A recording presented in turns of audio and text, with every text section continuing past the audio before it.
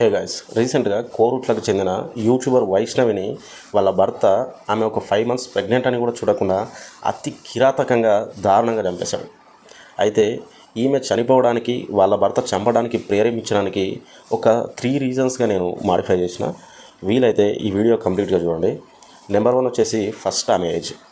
ఆమె 2008లో పుట్టినట్లు మనకు ఈ వీడియోల ద్వారా తెలుస్తుంది. అంటే అప్రాక్సిమేట్లీ ఆమె ఏజ్ ఇప్పటివరకు ఒక 16-17 ఇయర్స్. అంటే 16-17 ఇయర్స్కే ఆ అమ్మాయికి పెళ్ళయి నియర్లీ ఒక 1 year అవుతుంది. అంటే ఆమెది బాల్య వివాహం. సో ఈ జనరేషన్లో చాలామంది ఏమనుకుంటున్నారంటే మెచ్యూరిటీ అనేది ఏజ్ ద్వారా రాదు, అది మనకున్న టాలెంట్ ద్వారా వస్తుందని చెప్పి, మన ఎక్స్పీరియన్స్ ద్వారా వస్తుందని చెప్పి చాలామంది అనుకుంటారు. కానీ నిజానికి మెచ్యూరిటీ ఎప్పటికి కూడా ఏజ్ పైన డిపెండ్ అయి ఉంటుంది. ఎందుకంటే ఏజ్ పెరిగే కొద్దీ ఆటోమేటిక్గా మన లైఫ్ మనకిచ్చే ఎక్స్పీరియన్స్లు కూడా పెరుగుతాయి. మీరు ఎక్స్పీరియన్స్ చేస్తేనే మీకు నిజమైన మెచ్యూరిటీ అనేది వస్తుంది. ఎక్స్పీరియన్స్ చేయకుండా వేరే వాళ్ళ ఎక్స్పీరియన్స్ని చూసి మీరు మెచ్యూరిటీ వచ్చింది అనుకుంటే పప్పులో కాలేసినట్లే. సో ఆ అమ్మాయికి మెచ్యూరిటీ లేదు. అవతలి వాడు నిజం చెప్తున్నాడా, తనను నిజంగా లవ్ చేస్తున్నాడా, అసలు నన్ను ఫ్యూచర్లో అసలు ఆ అమ్మాయిది లవ్ చేసి పెళ్లి చేసుకునే వయసే కాదు, చిన్న పిల్లలా కనిపిస్తుంది. అనవసరంగా ఒక చిన్న పిల్ల జీవితాన్ని వాళ్ళ పేరెంట్సే బలి తీసుకున్నట్టు. ఎందుకంటే మీ అమ్మాయి ఒకరిని లవ్ చేస్తున్నా అని చెప్పి మీ ముందరికి తీసుకొచ్చినప్పుడు ఫస్ట్ ఆ అమ్మాయిని డిఫెండ్ చేయాలి.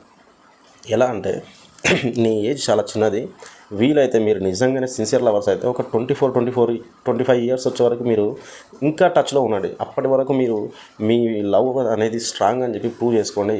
అప్పటి వరకు మీరు ఇంకా ఆ బంధం కొనసాగిస్తే మేము పెళ్లి చేస్తామని చెప్పి ఆ అమ్మాయిని ఒప్పించాల్సింది. సో లాంగ్ టర్మ్ డిస్టెన్స్ ఇప్పుడున్న లవ్ స్టోరీలు అన్నీ అంతే. ఒక 1 year 6 monthsకే ఈజీగా మాది లవ్ మ్యారేజ్ అని చెప్పి పెళ్లి చేసుకుంటున్నారు, తర్వాత ఈజీగా డివోర్స్ తీసుకుంటున్నారు. కానీ ఒకప్పుడు లవ్ మ్యారేజ్ చేసి ఇంత ఈజీగా ఉండేవి కాదు. వాళ్ళు లవ్ అంటే 8-9 years లవ్ చేసుకుంటే కూడా పేరెంట్స్ యాక్సెప్ట్ చేస్తారో లేదో తెలియదు. ఒకవేళ యాక్సెప్ట్ చేయకపోయినా ప్రశాంతంగా వాళ్ళు విడిపోయి ఎవరి లైఫ్ వాళ్ళు లీడ్ చేసుకుంటున్నారు.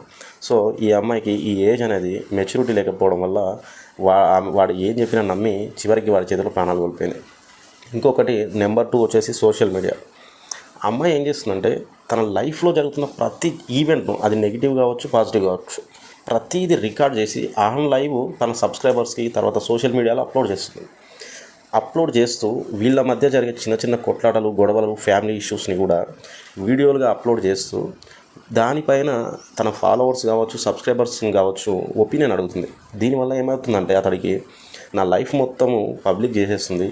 అంటే మ్యాక్సిమం ఏం చేయాలంటే మన లైఫ్లో పాజిటివ్ ఈవెంట్స్ని నువ్వు పోస్ట్ చేయడంలో తప్పలేదు, కానీ నెగిటివ్ ఈవెంట్స్ నువ్వు పోస్ట్ చేసినప్పుడు అవతలి వాళ్ళు ఆన్లైన్ కావచ్చు, ఆఫ్లైన్ కావచ్చు, దాన్ని తర్వాత చూసినప్పుడు కావచ్చు చాలా ఫీల్ అవుతారు. ఏంటి నా లైఫ్ ఏదో బిగ్ బాస్ షో నడుపుతున్నట్టుంది, కానీ జీవితం అసలు మేము రియల్గా బతుకున్నట్టు లేదనే ఫీలింగ్లకు లోన్ అవ్వచ్చు. కొన్నిసార్లు ఆ నెగిటివ్ ఈవెంట్స్ను రిపీటెడ్గా చూసి ఇన్ఫీరియారిటీ కాంప్లెక్స్కు గురి కావచ్చు. దానివల్ల అతడు దాడి చేయడానికి అది కూడా ప్రేరేపించవచ్చు అని చెప్పి నేను అనుకుంటున్నాను.